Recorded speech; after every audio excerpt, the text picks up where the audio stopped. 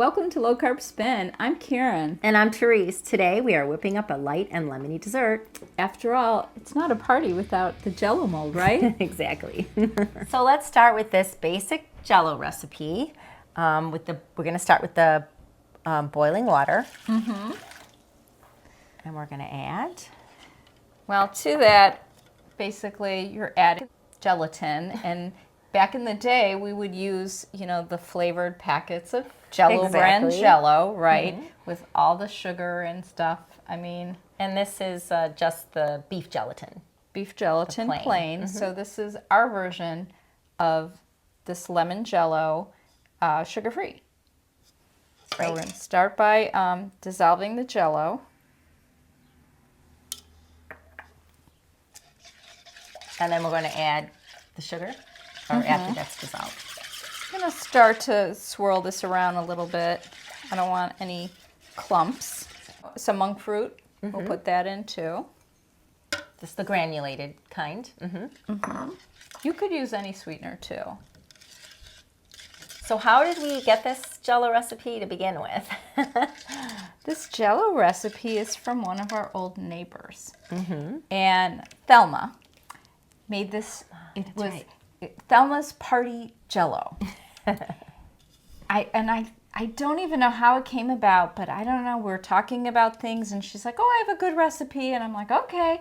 And so I made it for a party, and she was there, and she saw it, and it looked completely different than her Jello. I never had her Jello. I just, I trusted Thelma. Gotta trust the neighbor cooks, man. They're great. And so I did it, and you added your Jello, and you dissolved it, and then you chill the Jello, and then you add whipped cream, okay? Or actually, Cool Whip. Cool Whip back in the day, for sure. Not the real hydrogenated, whatever. So anyway, you'd add the Cool Whip. And I don't think I waited. I added the Cool Whip right away. I'm reading, add in Cool Whip. I added in the Cool Whip. Stuck it in the mold, and at this point, I only had a bundt pan. I didn't even have a Jello mold. Look what we found. So cute. So this will be definitely on our for Easter, a holiday. For our Easter table here. Very cute. So made up the Jello, put it in the bundt pan, and it separated. The lemon Jello made this bright layer around the bottom, and then all the white fluff of the Cool Whip stayed on top. So when I unmolded, it looked really pretty. I didn't know what it was supposed to look like. Right. And I garnished it with lemon rind little swirls, and I don't know what else I put with it. And I was so proud of this Jello mold. It was double color, And she was like, "Oh, that's not how it's supposed to be." And I was like, anyway. So now you got it figured it out. It tasted great, and actually, I kept making it that way, so it was my take on Thelma's Jello. There you go. So we're going to be adding the fresh squeezed lemons, which is what I'm doing. Mm-hmm. And I think it's going to be more than one lemon for right now. Yeah, probably. It's close to 2, and you probably, as long as liquid-wise from the boiling water ratio to your lemon, and we're going to add cold water, just like a regular box Jello directions would be. You can, I guess, add more lemon juice if you want more lemon flavor. Mm-hmm. I'm going to add a packet of citrus element, because since we're not using that traditional lemon, bright yellow packet dye Jello mix, this was going to give it the extra punch. Of course. That's an electrolyte water drink that, in case you don't know what an Elements is, that we drink. So it's one of our flavors that we like. And then, of course, with the fresh squeezed lemon juice. I got just enough. Add that to it. Give it that nice tang. Yum. So we're just going to stir this up really good. Everything's dissolving. We're going to need 1 cup of cold water. Okay. So I got the cold water. Okay. Just add it right in. And that is going to help to cool down the Jello mixture. And we're just going to keep it in the refrigerator, I don't know, 15, I wouldn't go maybe between Check it. 15 to 20 minutes, just because we're going to go on to the next part, which is we're using whipped cream instead of the good old Thelma Cool Whip. And so we'll want to be able to mix that in here. We don't want this to fully gel. So into the refrigerator. Sounds good.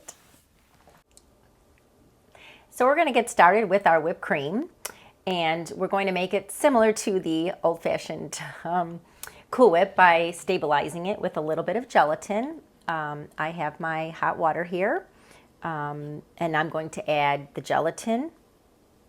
And we want to make sure that we stir this really well. You don't want any clumps. You want it completely dissolved. And it's going to have to stay very liquid when we add it to our cream. So now we're going to start whipping our cream. Just going to add it to my mixer. And then we're just going to whip it up to soft peaks.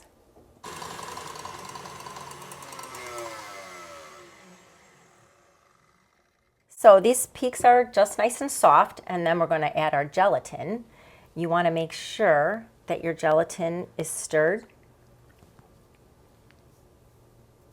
That's still in the liquid state, right? Yes, because if it gets clumpy, then it's going to make the whipped cream clumpy too.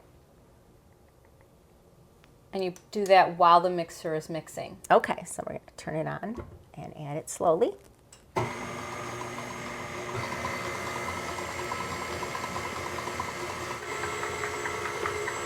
Now let's add in our powdered monk fruit sweetener. So I stop it and scrape down the bowl, because that powder is definitely going to stick to the sides.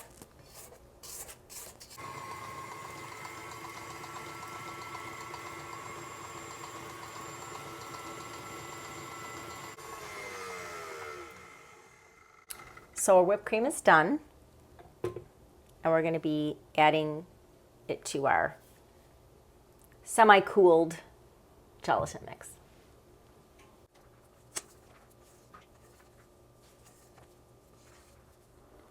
So now we're just going to blend the two together thoroughly with this whisk.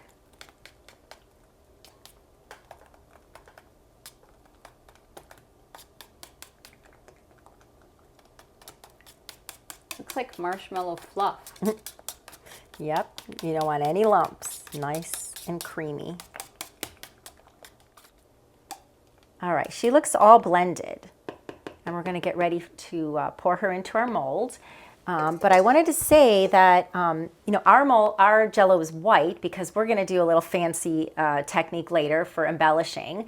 But let's say, you had this cute mold and you wanted to do pink bunnies or something, which I think is adorable. So you would want to add your food coloring, any way you can do the natural dyes, whatever works in your scope of diet, and make it whatever color you want.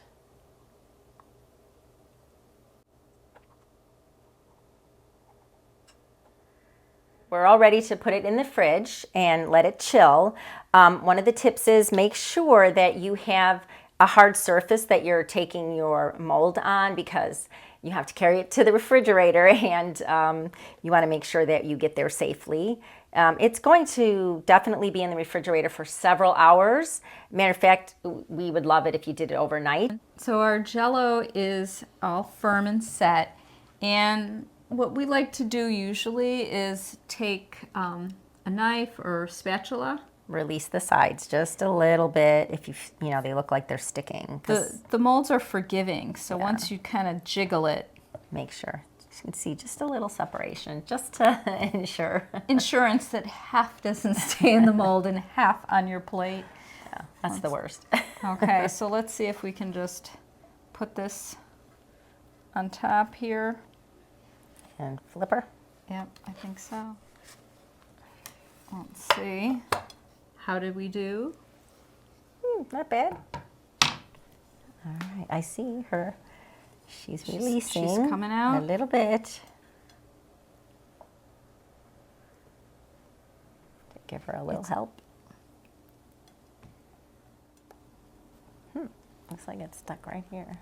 Seems like. Well, then we'll push down on it. After all, it's silicone. That's right. It's like, there we go. Ooh. She was stubborn, but she is pretty. Oh, I love it. I do too. Can't wait to embellish it. You ready for the fun part? I like this part. Well, at this point, you know, white carrots are not that exciting, so I think the coloring is going to really enhance it. Absolutely. We're going to take some heavy cream and just pour a little bit. We're making edible paint is basically what we're making. And I'm just going to do a little bit in here. I purchased this Watkins Food Dye. It says no artificial colors. And I was going to Just use all those. just use this. The green is fine. I didn't like the orange. I could not come up with a good orange. Yeah, they didn't mix well. Let's add a little bit of the green here. Just a couple drops. And you can take the paintbrush, Therese. Mix her up. See if that's getting a good color. I think so. Yeah. Bright. It's nice and like springy. And because we couldn't get the orange right, or I couldn't get the orange right, maybe somebody else could do it better, but I went back to the old-fashioned way. I ended up microplaning a carrot stick, and then I squeezed out all the juice. So this is carrot juice that I'm going to pour in to make our orange color. So hopefully this will be, yeah, see that's more orange. Yes, definitely. Prettier. The other one was kind of muddy looking. That's not really going to impress, I don't think. And before I found the green no dye, I tried matcha powder, and that worked okay, but it was not as bright like celery green as that. Still a little more like a gray tint to it. Not pretty pastel. I think you just start. Okay. There's no right or wrong, and we're just going to paint this on the grooves.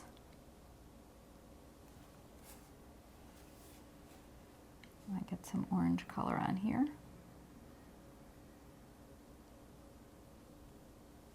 It's pretty easy. Mm-hmm. You see it coming to life. I initially did the first color that we mixed, and our mold has these little grooves, and I just thought, you know what, I'm going to add a few more drops of green, and it really gave a little bit more detail in the little crevices, and I think it looks great. So I'm going to continue with the rest of the carrot, and it seems like it's falling into the little crevices and giving it like a 3D effect, which I am just loving. That's such a cute little mold. It is cute. It. It's really cute. And what? This takes like, 5 minutes to do? Oh, the kids would love that better than dyeing eggs. That kids? Well, I'm just a big kid then. I just go for all this stuff. So cute. Well, we're all done, and I think she looks terrific. Well, Therese, you did a fabulous job painting the Jello. Well, for my first time, I think I did a pretty good job, and I just love this kind of watercolor look. I think it's amazing. I mean... And it tastes great, so we hope you'll make this. Yes, Thelma's Party Lemon Jello. Happy Easter. Happy Easter. If you enjoyed this video, we'll see you on the next video. Like, subscribe, and share.